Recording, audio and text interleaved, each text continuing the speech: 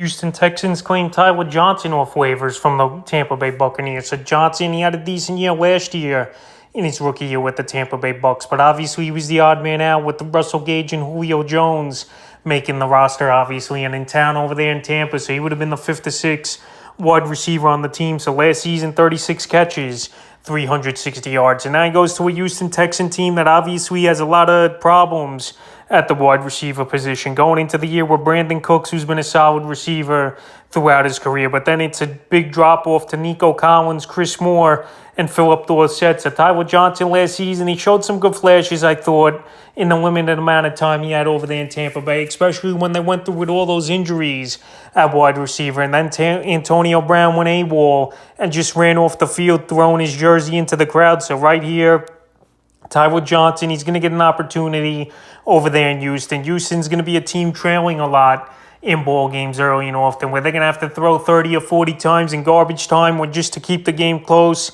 in general here. But right now, going into the season, he's probably the 3rd or 4th receiver once he gets up on the playbook is Tyler Johnson. He's a guy to keep an eye on going into fantasy drafts, but he's not a guy I'm going to draft. He's just a guy to see what he could do in the first couple weeks of the season and could be a waiver wire ad down the line. But right now, he's a guy that I wouldn't target in your fantasy league this week. So right here, Tyler Johnson claimed quickly by the Houston Texans off waivers. And we'll see if he could be more of an impact player this season with Houston, getting more of an opportunity than he did with the Tampa Bay Bucs in the upcoming 22 season.